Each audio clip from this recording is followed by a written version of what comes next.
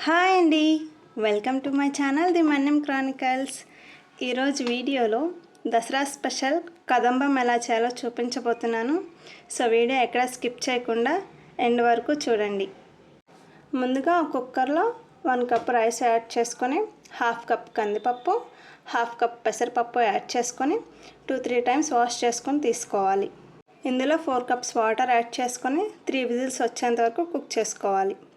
ఇప్పుడు వేరే గిన్నెలో అదే కప్పుతో 1 కప్పు వాటర్ యాడ్ చేసుకొని కట్ చేసి పెట్టుకున్న 3 బెండకాయలు, 1 క్యారెట్, 2 స్వీట్ పొటాటో, 1 మునక్కాడ, 7-8 సొరకాయ ముక్కలు, 3 కట్ చేసి పెట్టుకున్న వంకాయలు, సగం కట్ చేసి పెట్టుకున్న పుల్లటి దోసకాయను యాడ్ చేసుకోవాలి.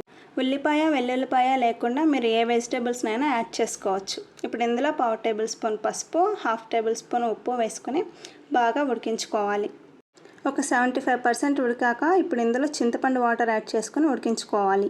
ఒక పెద్ద నిమ్మకాయ సైజ్ అంత చింతపండులో 3 కప్స్ వాటర్ యాడ్ చేసుకొని తీసుకున్న చింతపండు వాటర్ అండి ఇవి ఇప్పుడు బాగా ఉడికించుకోవాలి.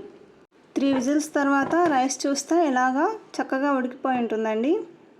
రైస్ అనేది మరీ పలుకుగా ఉండకూడదు, అలాగే మరీ మెత్తగా కూడా అయిపోకూడదు. ఇలా చేత్తో నలిపితే ఈజీగా మ్యాష్ అయిపోయేలాగా ఉండాలి.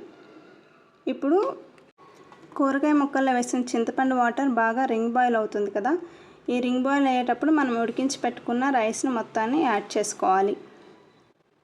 ఇప్పుడు ఇది మొత్తం కలిసేలాగా రైస్ ఎక్కడ ముద్దలు లేకుండా నీట్గా కలుపుకోవాలి. నేను చెప్పిన మెజర్మెంట్స్ ఫాలో అయితే మీకు మంచి పర్ఫెక్ట్ కన్సిస్టెన్సీ అయితే వస్తుంది.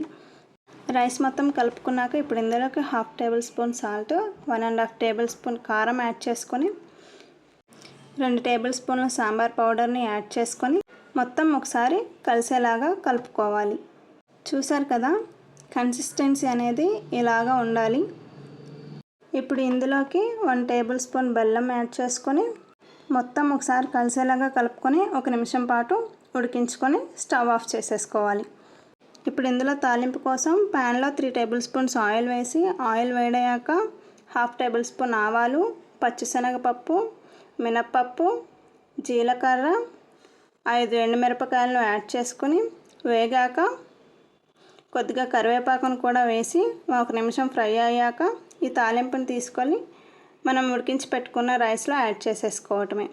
అంతే అండి, కదంబం రెడీ అయిపోయినట్లే. నచ్చితే మీరు కూడా ట్రై చేసి మీకు ఎలా వచ్చిందో నాకు కామెంట్ చేయండి.